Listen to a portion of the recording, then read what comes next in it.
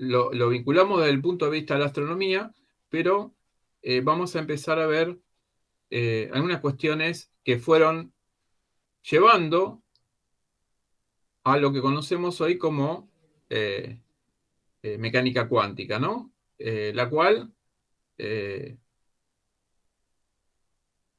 no la podemos, no es como la relatividad, ni la especial ni la general, donde fue presentada y podemos decir que es la que fue presentada, tanto la especial como la general. Pero la cuántica es una construcción que tampoco la podemos asociar a un solo físico, como sí, por ejemplo, con la relatividad, aunque vimos que la especial eh, pensaba solamente en términos de Einstein, es un poco erróneo. Vimos que ahí había otros actores que intervinieron. No así con la general, donde sí podemos hablar que fue un trabajo prácticamente de casi en su totalidad, por lo menos desde el punto de vista físico, de Einstein. Ahora, con respecto a la cuántica, la cuestión es diferente. Es una construcción que siguió avanzando. O sea, nosotros vamos a ver la cuántica desde sus inicios hasta llegar a más o menos 1920 y pico. Vamos a llegar hasta que irrumpe Dirac, ¿sí? Fines más o menos 1930, ahora no recuerdo bien exactamente la fecha, donde Dirac le da otra vuelta de rosca a la cuántica, en donde le incorpora algo que era necesario incorporar, que era la relatividad especial a la teoría cuántica. Entonces, lo que él logra hacer es poder ensamblar la cuántica hasta ese momento con la relatividad especial, porque era necesario tener en cuenta efectos relativistas para distintas partículas. Luego, bueno, podría decirse que es el inicio de la teoría cuántica de campos, y luego, bueno, aparece otros físicos, como Feynman, por ejemplo, uno de los más conocidos, donde aparece la electrodinámica cuántica, después aparece la cromodinámica cuántica, los quarks. eh, bueno, lo que tenemos actualmente, la teoría cuántica de campos, que digamos es de lo más actual, y, y también tenemos el modelo estándar, digamos, de cómo explica el tema de las fuerzas y todo ese tipo de cosas. Entonces, fue y sigue siendo una construcción y sigue avanzando la cuántica dentro de los parámetros de la cuántica, sin pensar que se trata de una teoría diferente, digamos. Tiene las bases de la cuántica, pero tanto Dirac, Feynman, ¿sí? Murray-Hellman bueno, y un montón de físicos que ahora no me salen exactamente los apellidos. Hubo algún japonés también ahí metido, algún indio. Bueno, bueno, Higgs, el inglés, qué sé yo, han hecho que siga avanzando la cuántica. Eh, Así que bueno, por ahora seguimos teniendo esas dos grandes teorías, que son la cuántica y la relatividad. Y después hay otras que son emergentes, que ya algunas ya tienen unas cuantas décadas, como la teoría de cuerdas, con todas sus variantes. Todavía no ha podido, digamos, reemplazar a estas dos teorías. Y bueno, ahí está la cuestión. Pero bueno, de vuelta, la cuántica no es que fue presentada y ya está, y es esa, y es la misma que tenemos desde 1920. No, fue avanzando, fue creciendo, fue siendo cada vez permitiendo explicar más cosas.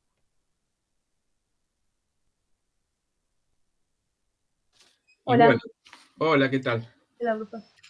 Entonces, estas cuestiones iniciales de la cuántica fueron muy importantes en la astronomía. Pensemos que en la astronomía, este, pasó de ser una ciencia mm, más, digamos, observacional a empezar a poder analizar ciertas cosas que hasta ese momento no podían. Entonces, actualmente podemos determinar la temperatura de una estrella analizando la radiación que emite. También, a partir de la radiación que recibimos, podemos saber de qué está compuesta, ¿sí? Podemos conocer cuáles son los procesos por los cuales se mantiene en ese estado estable, digamos, entre las reacciones nucleares y la presión debida a los efectos gravitatorios. Podemos tener una buena idea de cuánto va a ser aproximadamente su vida. Sabemos que las estrellas son las que fabrican todos los elementos, prácticamente todos los elementos químicos conocidos, salvo los sintéticos. Eh, y bueno, todo ese aporte fue gracias a la física. También la física aportó distintos métodos para determinar distancias estelares. eh, y bueno, un montón de cuestiones. Después ahí surge ya, se empiezan a dividir, y empezamos a tener la astronomía y la cosmología, ¿sí? Por ejemplo, Stephen Hopkins era un cosmólogo, ¿sí? Entonces se dedica más a analizar pasado, presente y futuro de nuestro universo, ¿no? Por lo menos desde nuestra perspectiva, en nuestro presente y para lo que nosotros consideramos el futuro, ¿no? Porque hay un tema con la relatividad donde considera que el espacio y el tiempo ya está todo desplegado y nosotros los percibimos como si estuviera fluyendo, en realidad no está fluyendo. Pero bueno, es otra cuestión que también está en discusión. Eh, Quiero decir, si el futuro ya está, porque otro, alguien que se acerca a velocidades cercanas a la de la luz, vería cómo nuestro, digamos, no vería nuestro presente, sino vería nuestro futuro, quiere decir que nuestro futuro ya está, digamos, escrito, ya todo el espacio-tiempo está desplegado. Lo suelen poner como un pan que está cortado en fetas. Entonces, nosotros nos da la sensación de que el tiempo transcurre y lo dan a veces de ejemplos como cuando uno pasa los fotogramas de una película, ¿sí? Cuando uno lo va pasando rápido, nos da la sensación que hay una animación, que hay un fluir y en realidad no es tal.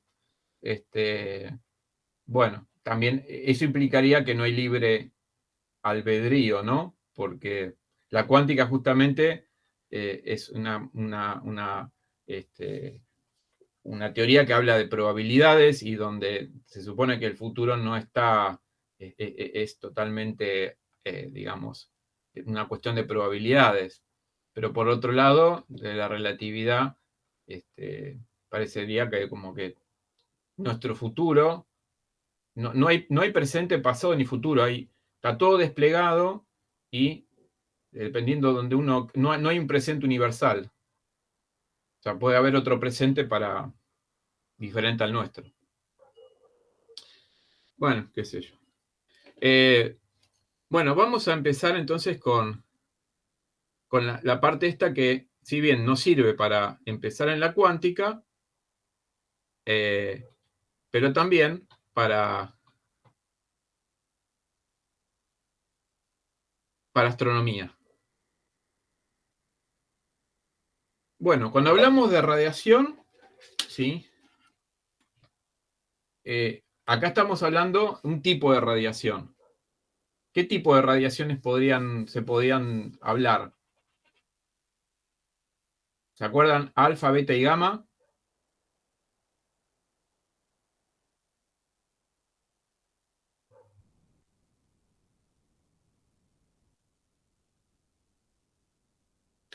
Bueno, la gamma es una radiación electromagnética, muy energética, ¿no?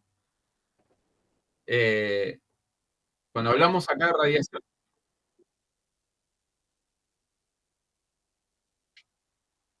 Claro, o sea, aparte de la radiación gamma, que es radiación electromagnética, puede haber núcleos de helio ionizado o electrones también, que salgan, digamos, de estos átomos que son inestables. Pero específicamente, cuando hablamos de radiación de cuerpo negro, nos referimos a radiación electromagnética. Radiación electromagnética, ondas de radio, microondas, UV, luz visible, rayos X, rayos gamma. ¿Sí? La partícula asociada a la radiación electromagnética son los fotones. Después vamos a ver de dónde vienen los fotones, porque hasta hasta fin del siglo XIX, la luz, obviamente, mostraba sus propiedades ondulatorias, ¿sí? Y por lo tanto era considerada simplemente una onda electromagnética. Cuando aparece un fenómeno, que ya lo vamos a ver, que es igual bastante conocido, que es el efecto fotoeléctrico, justamente Einstein, que gana el premio Nobel por ese trabajo y no por lo de la relatividad o lo de las relatividades, él lo logra explicar, pero para poder explicar el fenómeno del efecto fotoeléctrico no es otra cosa que impactar a una placa metálica con radiación electromagnética de cierta frecuencia y lograr cierta frecuencia o longitud de onda, como quieran, lograr, digamos, extraer electrones de esa placa metálica. Bueno, ahí pasaban unas cosas medias extrañas con este fenómeno que no se logra explicar, y el que logró explicarlo fue Einstein. Utilizó algo que había hecho su amigo Planck un poquitito antes, y bueno, la cuestión es que para poder explicarlo tuvo que asumir que la luz se comportaba en forma discreta, como si fueran partículas. Entonces, a partir de ese momento, estamos hablando también 1905 más o menos, empezó la cuestión de cómo tomar a la luz. Digo la luz, me refiero a una onda electromagnética, ¿no? Si como onda o como partícula, ya que en esta experiencia, por ejemplo, había que asumir que se comportaba como partícula, pero había otras experiencias que se generaban difracción e interferencia, propiedades puramente de las ondas. O sea, no se podía abandonar la idea porque realmente había experiencias que no había otra forma de explicarlo que el comportamiento como onda. Pero ya la cuestión empezó a estar en un conflicto, porque una cosa es decir que la luz es onda y es partícula, y otra cosa es decir que es en general lo que se asume, que la luz es algo que no sabemos bien qué es, pero que se comporta como si fuera, que no es lo mismo que es, como si fuera partícula u onda, dependiendo qué experimento uno le ponga a prueba. ¿Sí? Es lo que tenemos, aunque no nos tiene como, creo que algo, no recuerdo bien cómo decía, ¿no? Pero era Feynman, como que las cosas no tienen por qué ser como a uno les gusta, digamos. Simplemente hay que aceptar lo que uno tiene. Si se comporta así, hay que aceptarlo. No hay por qué encasillarlo en una cosa u otra. Eh, bien, fíjense que estamos a fin del 1700, ¿sí?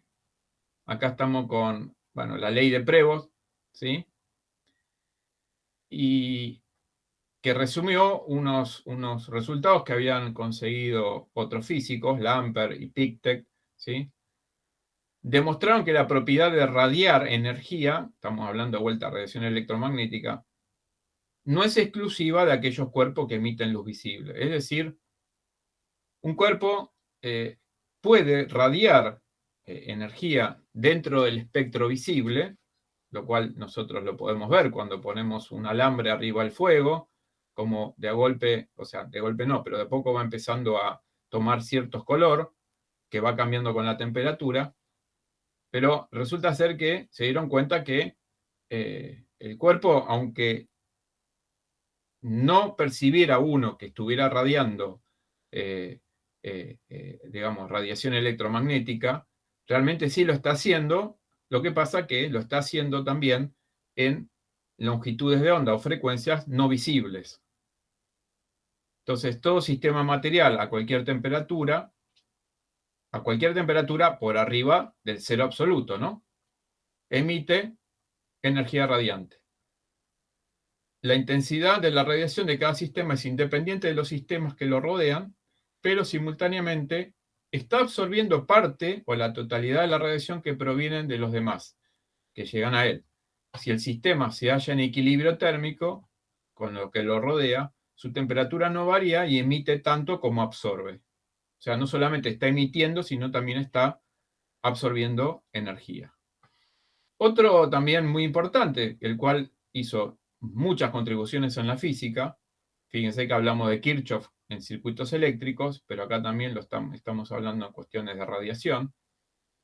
Estudió el espectro de emisión, el espectro de absorción de distintos cuerpos, ¿sí? A diferentes temperaturas, ¿sí? Y una de las cosas que me gustaría que ustedes armen, no es nada espectacular, pero está bueno hacerlo. Está contemplado que la gente de cuarto año pueda ir al laboratorio, entonces yo los voy a citar un día, vamos a fijar un día, para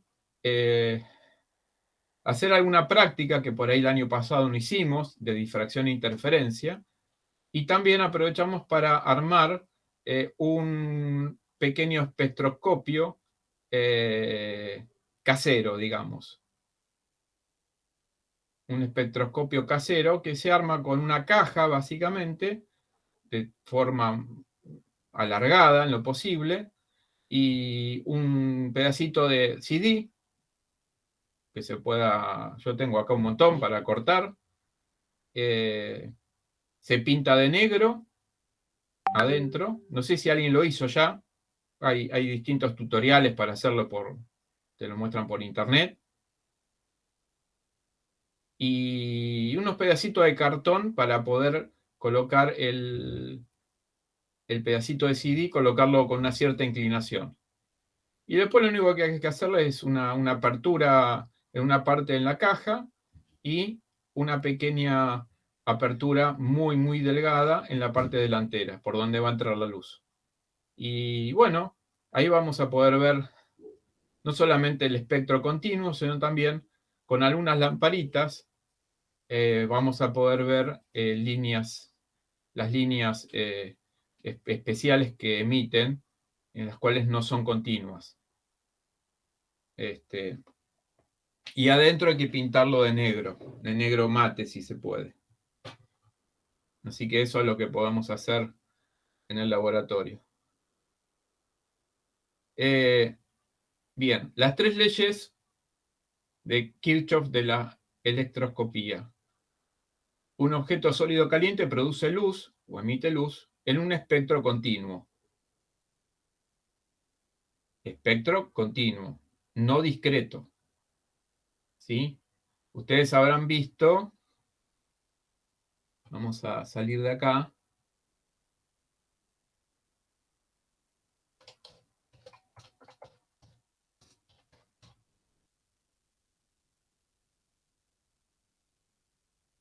Bueno, acá nosotros tenemos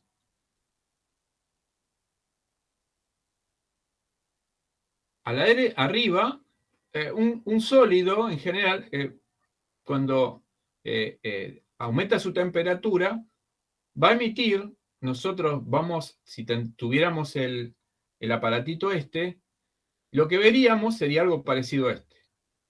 Y de hecho, si colocamos algún tipo de lamparita como la incandescente, por ejemplo, también veríamos el espectro continuo. Obviamente el espectro dentro de lo que nosotros podemos observar. De altas frecuencias, del azul, y baja frecuencia del rojo. Ahora, si tenemos una lamparita de sodio, por ejemplo, o con algún gas, ya no veríamos este espectro continuo, sino veríamos estas líneas muy particulares de cada gas. Acá muestran las líneas de emisión, que sería, si nosotros colocamos el espectroscopio, ¿sí?, apuntando al emisor de luz directamente. Entonces, podríamos ver estas líneas, que yo creo que les mostré una foto, ¿no? Sí, el año pasado. El año pasado. Les mostré una foto de cómo se veía. Bien. Ahora, si tenemos la fuente de radiación, una lamparita incandescente, pero está rodeada de algún gas, ¿sí?, hidrógeno, no sé, algún gas, lo que vamos a, pongamos el mismo gas con el que estaba hecho el emisor este. Ahora, el gas rodea a algo que emite en el espectro continuo. Bien, las mismas líneas que emitiría el gas emitiendo son las que va a absorber cuando este gas recibe la radiación continua emitida por una lamparita incandescente, por ejemplo.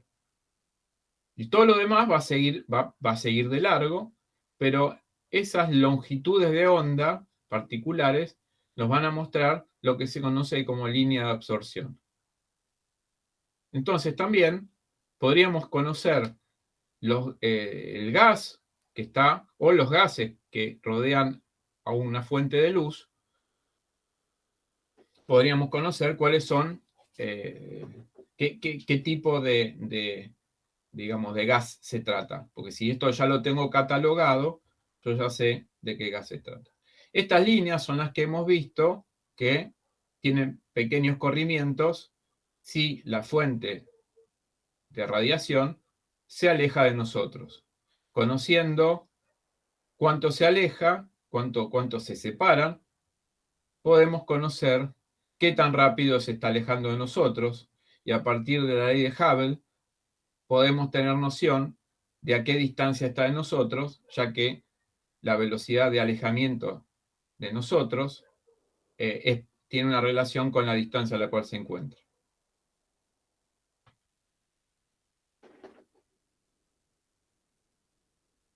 ¿Sí? Acá, por ejemplo, nos muestran una lamparita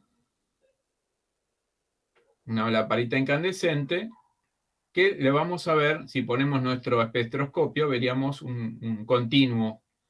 Pero en el caso del Sol, que está compuesto por hidrógeno y otros gases, veríamos líneas específicas de emisión o de absorción, dependiendo que estemos detectando, y en este caso de emisión, así como está dado.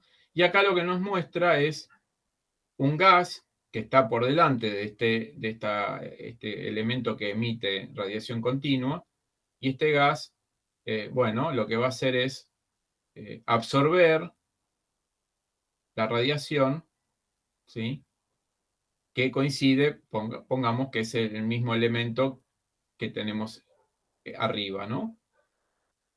O sea, las mismas líneas que emite son las que va a absorber.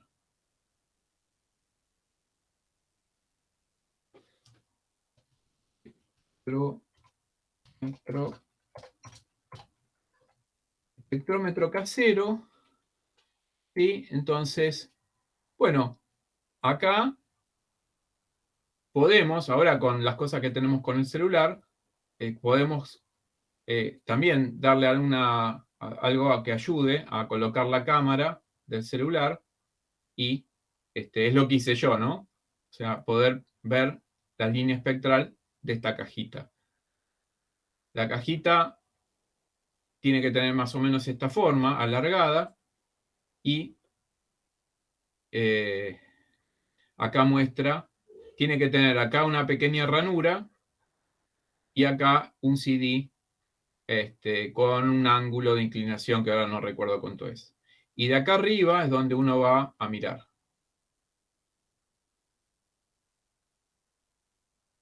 Es un espectrómetro casero, no es un espectrómetro para hacer mediciones, pero está bueno.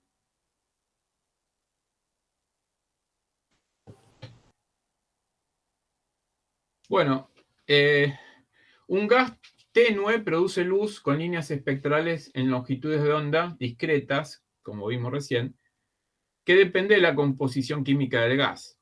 El hidrógeno emitirá en ciertas líneas espectrales y el nitrógeno, el hidrógeno, el neón o qué sé yo, el que sea,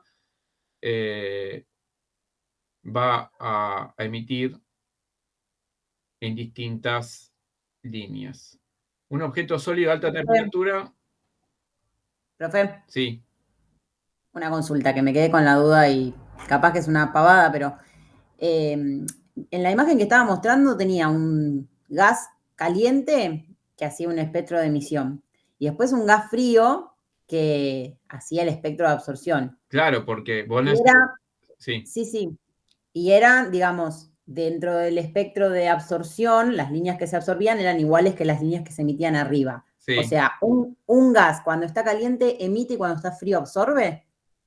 Un gas que está por arriba del cero absoluto emite. Todo cuerpo que está por arriba del cero absoluto emite. Ahora, si vos tenés ese gas que está a menos temperatura, ¿sí?, que el cuerpo que emite, ahora el que va a absorber, ¿sí?, digamos, aparte de emitir, pero también va a absorber en mayor cantidad de ese cuerpo que está a más temperatura. Ah, ok. ¿Sí? Por más que esté arriba de bajo cero, siempre el que esté más caliente es el que emite y el que está más frío es el que absorbe. A ver, todo cuerpo está emitiendo igual. Siempre está emitiendo. Por más que esté, la cuestión acá es que cuando se encuentra algo que está a más temperatura que otro, ¿sí?, cuando uno compara uno con otro, la transferencia energética siempre va a ser del que está a más temperatura menos. ¿Sí? La energía va digamos, a pasar del que está más a que está menos. Independientemente que a su vez, cada uno va, obviamente cada uno sigue emitiendo, pero uno va a absorber más de lo que emite.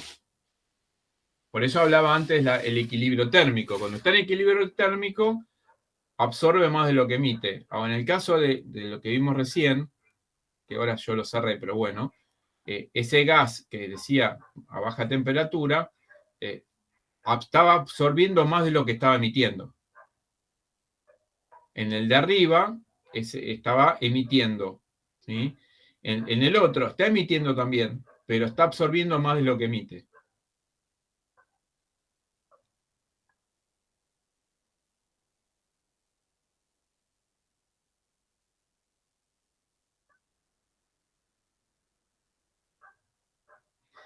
Sí, en el caso de... Pasa que acá vos no tenés, digamos...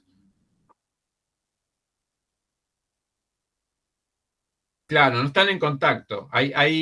La transferencia energética es por el método de radiación. Vieron que hay conducción. ¿Cómo?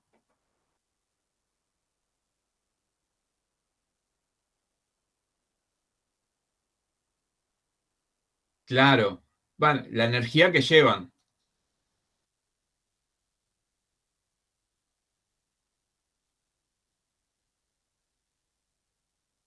Claro, lo que pasa es que, a ver, en este momento histórico que estamos acá, no estaba el modelo atómico. O sea, esas líneas que estamos viendo, que vimos recién, eran toda una cuestión que no se entendía qué eran. O sea, no tenían una explicación. Para poder explicar esas líneas tenemos que irnos ya, para empezar a explicarlas y parcialmente, nos tenemos que ir ya a 1900, no me acuerdo, si no, 1915, por ahí, que está el modelo de Bohr. En el modelo de Bohr, que es un modelo atómico provisorio, ahí él lo que arma es justamente un modelo donde tenemos una parte central con los núcleos, digamos, de protones y neutrones, que ya lo saben ustedes, y órbitas definidas, el electrón es, digamos, una partícula propiamente dicha, con la concepción, al menos en ese momento,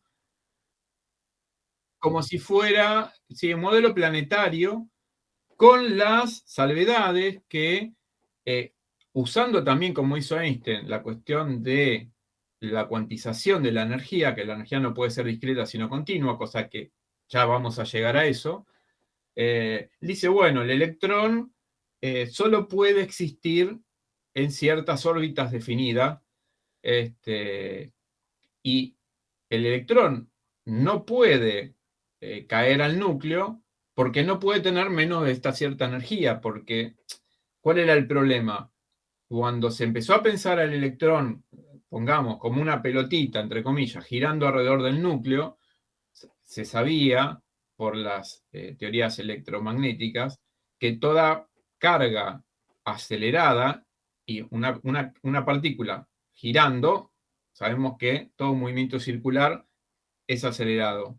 Entonces, toda partícula que está girando, toda carga que está girando, tiene que emitir radiación. Y resulta ser que si emite radiación, pierde energía. ¿Y cómo se mantiene estable un electrón girando alrededor del núcleo emitiendo radiación? Entonces, la cuestión la salva Bohr diciendo, bueno, no, es que no puede tener menos, no emite porque no puede tener menos cierta radiación, cierta energía.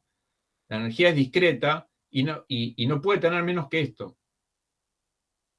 Y esta variación de energía es discreta y si uno logra darle por algún método, calentándolo, digamos, tirándole radiación electromagnética, le da la energía apropiada, el electrón va a poder pasar a otro nivel energético más elevado, pero también discreto. Y en algún momento, ese electrón, tampoco en realidad podemos decir que ese electrón que, entre comillas, desaparece y aparece en otro nivel energético, se trata del mismo electrón, porque los electrones no tienen nombre, no tienen algo que yo pueda diferenciar un electrón de otro. Por lo tanto, si no lo puedo diferenciar, tampoco puedo garantizar que el electrón que aparece en el nivel 2 sea el que desapareció en el nivel 1. Cuando el electrón vuelve a su, digamos, a su nivel base, es ahí que va, ¿no? El modelo dice que va a emitir radiación. Ahí sí va a emitir radiación, que va a estar relacionada con su salto energético. Bueno, a partir de justamente como estas órbitas no pueden ser cualquiera, tampoco la emisión, ¿sí? Puede ser cualquiera. Y en este modelo, sin entrar en demasiado detalle, pero a partir de este modelo se empieza a entender estas líneas espectrales.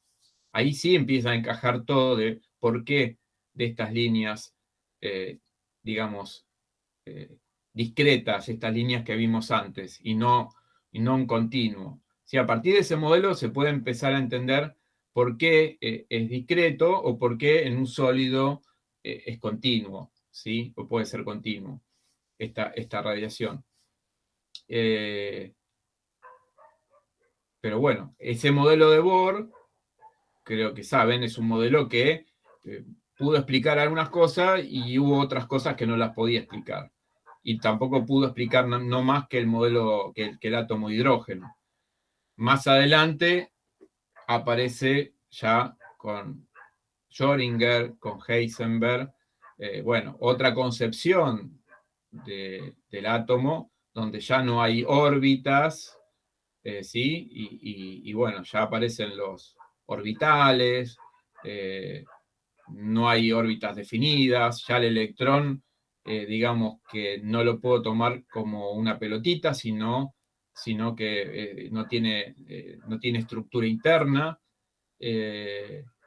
y tampoco puedo hablar del electrón como que se encuentra en alguna posición, porque en realidad, mientras no es medido el electrón, como toda partícula cuántica, no tiene sus propiedades definidas, ¿sí? Entonces, solamente yo lo que puedo hablar es de, digamos, de probabilidades, de definir en zonas donde, digamos, a la hora de medirlo y donde sí se va a mostrar como definido, o se va a definir, bueno, en qué lugares es posible detectarlo, en qué lugares no.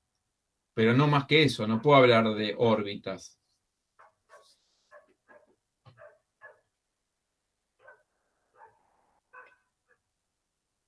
Bueno.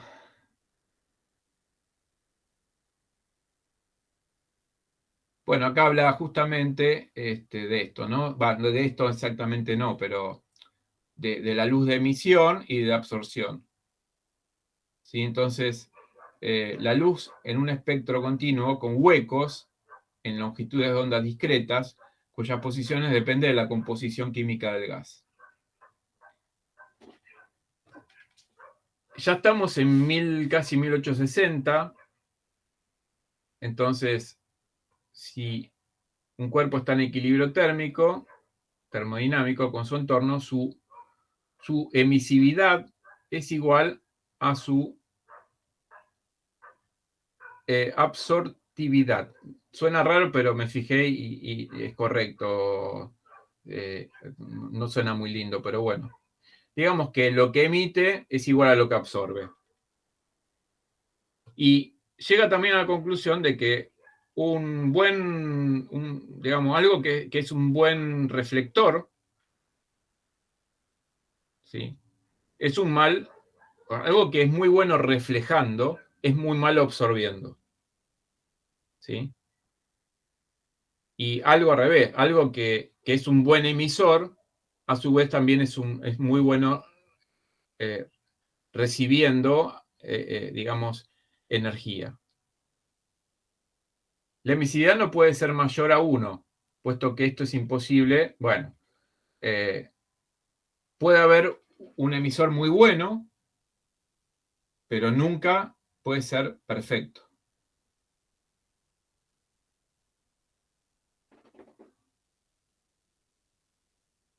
Bien, el principio, bueno, hay algo que va a salir después, que es el principio de incertidumbre de Heisenberg, que justamente muestra, después esto lo tendríamos que ver más adelante, muestra justamente la imposibilidad de cualquier sistema que llegue al 0 Kelvin. El 0 Kelvin son más o menos menos 273 grados Celsius. ¿Sí? Todo sistema a cualquier temperatura mayor que el 0 Kelvin emite radiación. Ya lo vimos. También vimos que es independiente de lo que lo rodea. ¿Sí? La energía emitida aumenta si T aumenta y disminuye si T disminuye. Lo que sí se va a ver, porque lo que se va a empezar a analizar son justamente la energía emitida y las curvas que empiezan a dar estos estudios. Y resulta ser que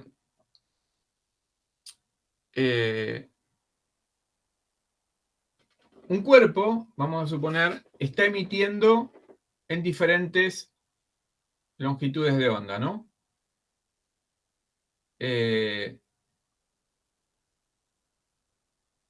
Pero ¿emitirá por igual, con la misma energía, todas las longitudes de onda?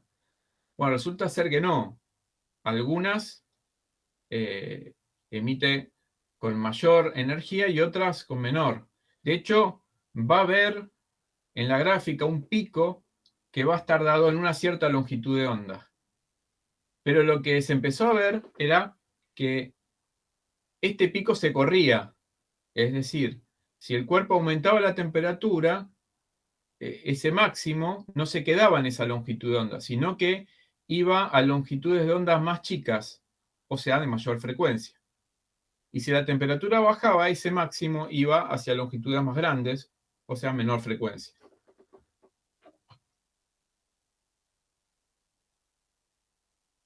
Y acá aparece justamente lo que estoy hablando, longitud de onda y temperatura. Si un cuerpo tiene mayor poder de emisor que otro, ¿sí?, también mayor poder de absorber.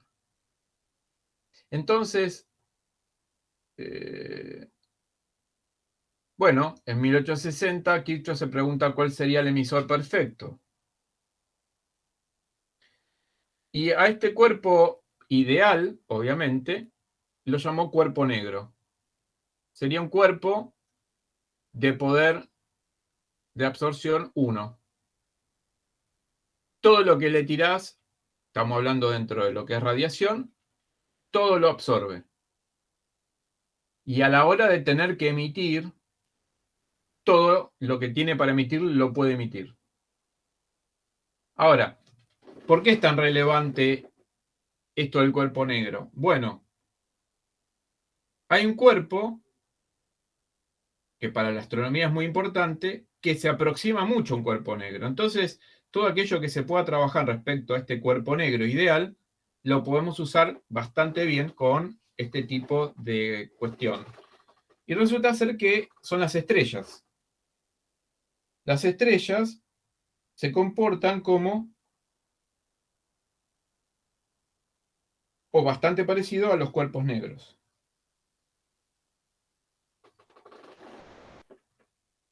Acá, en un esquema, a modo de tratar de entenderlo, tenemos la superficie que separa con el medio externo y tenemos la radiación que incide, donde una pequeña parte es absorbida por el material y una gran cantidad es reflejada, ¿sí? O sea que este no sería un cuerpo que podríamos decir que se parezca a un cuerpo negro. No es muy bueno absorbiendo. Sí es bastante bueno reflejando. A la hora de que este cuerpo tenga que emitir, ¿sí?, lo que vamos a tener es, a su vez, que solo una pequeña parte de lo que podría emitir, emite. En vez de un cuerpo negro, todo lo que incide lo absorbe y todo lo que tiene para emitir lo emite. Pero, de vuelta, no existe en la naturaleza un cuerpo negro ideal. Incluso el negro de humo refleja un 1% de energía. Bueno, acá aparece otro también. La lava volcánica es un buen ejemplo de algo que se parece también a un cuerpo negro. El cuerpo negro se suele idealizar de esta manera, ¿sí?, con una cavidad en el cual entra una pequeña cantidad de radiación y a medida que va impactando, entre comillas, impactando con las paredes, va siendo absorbida su energía, hasta que prácticamente toda es absorbida. Esa a la hora de absorber, o sea, un cuerpo negro se puede sustituir con una gran aproximación a una cavidad pequeña, ¿sí?, una pequeña abertura. La energía radiante incidente a través de la abertura es absorbida por las paredes en múltiples reflexiones y solamente una mínima porción escapa, muy, muy poca, a través de la abertura. Por lo tanto, podemos decir que casi toda o toda la energía es absorbida. Ahora, si calentamos la cavidad y tenemos un pequeño orificio, si se abre el pequeño orificio en el recipiente, parte de la radiación escapa y se puede analizar. El agujero se ve muy brillante cuando el cuerpo está a altas temperaturas y se ve completamente negro a bajas temperaturas. Hay digamos, como para el secundario, ¿de dónde estamos? Acá. Creo que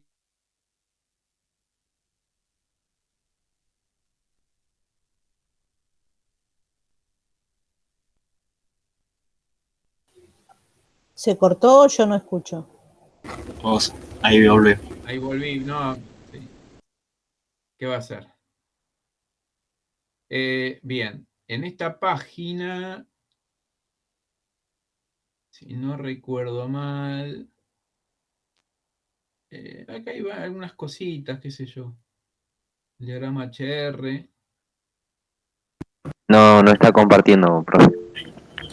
No estoy compartiendo. Ahora sí estoy compartiendo. Ahí vamos. Bien. Ionización. ¿Qué estaba buscando? Cuerpo negro, ¿no? Black Body Model. Para el secundario, dijo. Sí, sí. Bien. Lo que les dije yo es lo que va a traer muchos problemas a la física. Esta es una, digamos, una gráfica muy similar a la que los físicos empezaron a medir.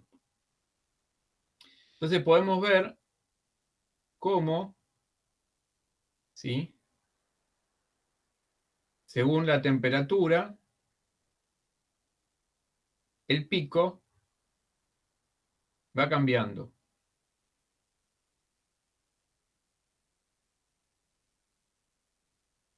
Por ejemplo, en el caso del Sol, estamos en unos 5000 Kelvin más o menos en la superficie, y esto coincide con un máximo de emisión que está en el entorno del amarillo.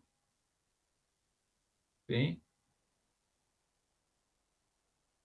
Pero si nos vamos a temperatura más baja, el pico empieza a estar más bien en el rojo.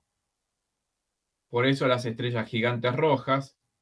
Y luego vamos aumentando, ¿sí?, y va tendiendo hacia el azul violeta. Ahora, fíjense esta fórmula, después tenemos que hacer la deducción, que es la fórmula de Planck. Pero antes de Planck estuvieron estos dos, ¿cómo se llama? Bueno, Rayleigh Jean, dos físicos, y Bien, los cuales también trabajaron en tratar de explicar esta gráfica. O sea, ¿el problema cuál era? El problema era que no se tenía la fórmula que diera cuenta de esta gráfica. Esta gráfica se obtenía empíricamente, pero ¿cuál era la fórmula que me daba esta gráfica? Eso lo trataron de hacer Rayleigh Jean y lo trató de hacer Bien también. Y no lograron hacerlo. Recién Planck lo pudo lograr. Para lograrlo, tuvo que hacer un truco matemático que a la larga lo llevó digamos, a la cuestión de trabajar en forma discreta matemáticamente, y eso tiene su consecuencia física, que es tener que aceptar que esta energía ya no era continua, sino discreta. O sea, lo que empezó como un truco matemático, digamos, para poder resolver este tipo de cuestiones, terminó con la idea de la energía en forma discreta, y no como lo habían trabajado los otros físicos, que consideraban que la energía era continua. Ahora, si me voy acá,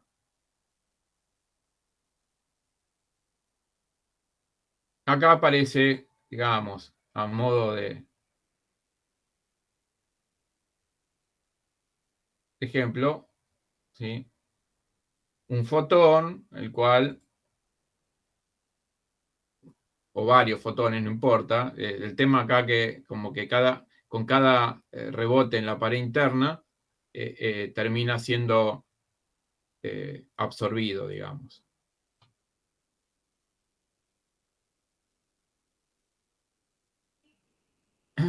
Creo que esta página se las mandé.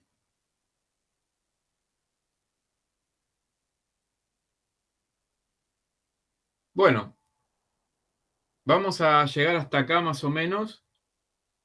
Hacemos un pequeño corte de unos 15 minutos para ir a tomar algo. Y seguimos con Sí, la al parte... baño. Sí, y seguimos con la parte de relatividad. La ley de Stefan Boltzmann, bueno, en realidad, si bien se los nombra los dos juntos, Uno la propuso y el otro le dio digamos, el concepto o el tratamiento teórico. Boltzmann era un genio, ¿sí? Un genio incomprendido en su época. Empíricamente llegó Stefan, pero el que le dio el tratamiento teórico fue Boltzmann, ¿sí? A partir de los elementos que se tenían en esa época, que eran, obviamente la termodinámica estaba bastante desarrollada ya, y luego con las ecuaciones de Maxwell que habían estado más o menos para 1870. Boltzmann luego va a hacer un tratamiento estadístico de la entropía. Ustedes tuvieron termodinámica el año pasado. Y bueno.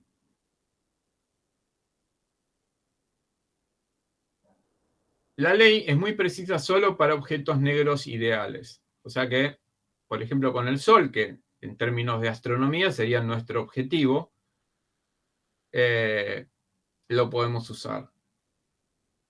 Esta por ahí la habrán visto el año pasado, en algún momento, donde tenemos la intensidad, que es watt sobre metro cuadrado, o sea, potencia sobre área, una constante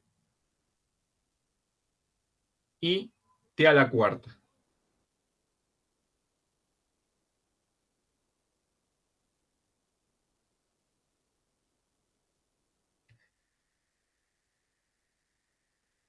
También se puede escribir, ¿sí?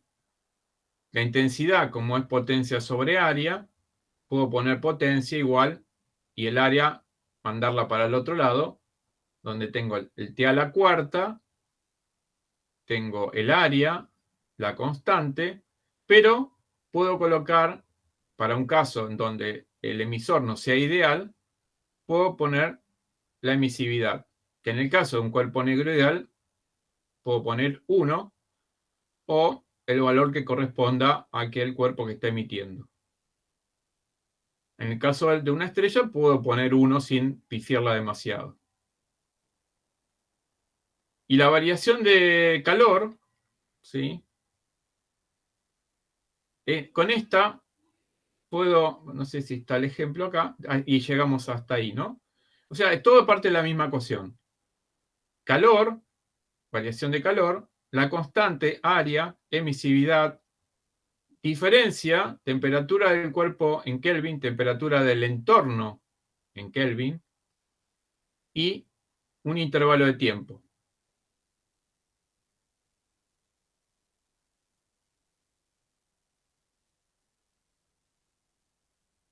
Entonces, una persona desnuda tiene un área tanto, con un poder emisor tanto, ¿sí? Posee una temperatura en su piel de tanto, la temperatura exterior es de tanto. ¿Cuánto calor pierde la persona en un minuto? Bueno, es simplemente reemplazar la constante, el área, el poder emisor, la temperatura en Kelvin, ¿sí? Del cuerpo, la temperatura en Kelvin del emisor, ¿sí? Bueno, las dos temperaturas que tenemos acá, y del cuerpo y el emisor, y el entorno, mejor dicho, y el intervalo de tiempo, que son 60 segundos. Y tenemos digamos, una buena aproximación de cuánto calor pierde una persona con esta área, con esta temperatura superficial, con esta temperatura exterior, ¿sí? Y en este tiempo. Sería como digamos, una idea de una aplicación práctica de esta ecuación.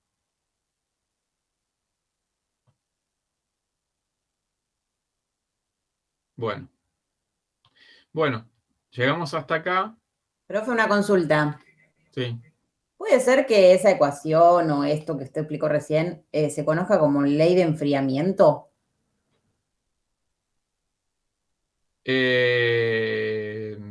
¿Vos no te referís a la de a la de Newton? No sé. En Porque esta, el año pasado Yo, a ver, con esta estoy solamente calculando cuánto calor pierde, ¿sí? Vos me parece a lo que te referís es esta, a ver. Sí, la del año pasado que habíamos hecho con la taza, que estábamos viendo, esa es la de Newton, me parece. Calculábamos cuánto se enfriaba una taza.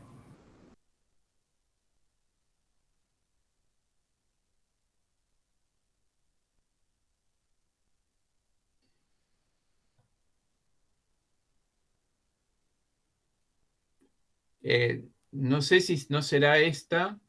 Sí, pero sí. Tenemos una ecuación, ahí estaba viendo, pero hay una ecuación diferencial que al resolverla da esta expresión.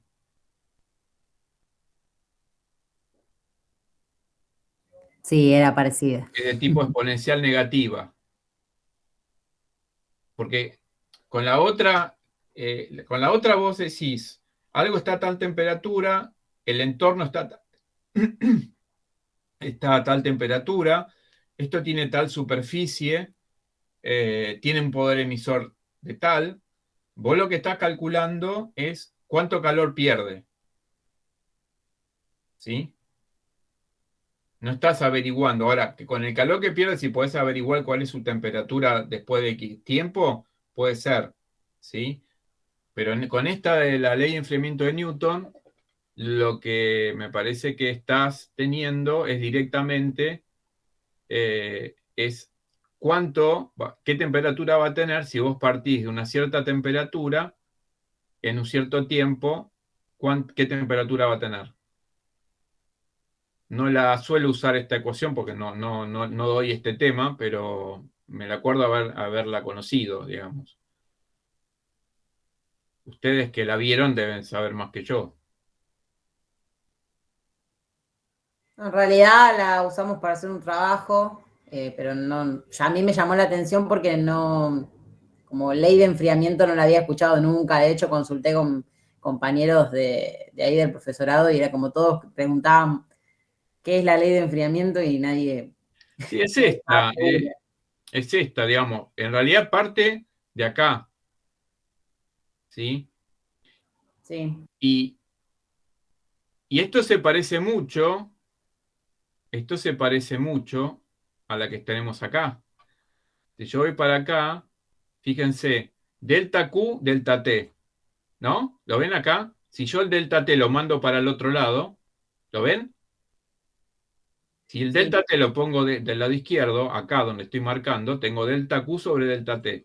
Si yo voy acá, tengo diferencial Q, diferencial T. Definitiva, si lo trabajo en términos discretos, yo acá tendría delta Q y delta T. Ese yo supongo que debe ser la superficie, o lo que yo llamo área. ¿Sí? Después tenemos estas dos temperaturas, que una es la temperatura del cuerpo y el otro el del entorno, ¿no?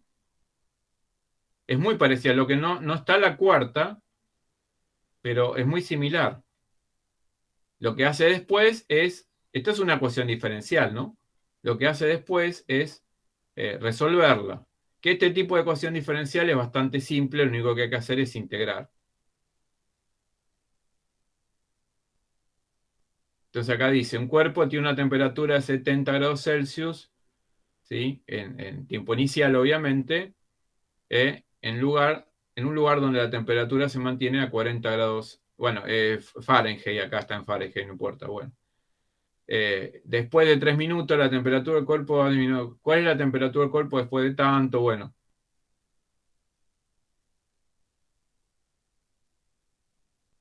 ahí está. Sí, o cuánto tiempo va a pasar para que un cuerpo con un entorno determinado pase de tal temperatura a tal otro.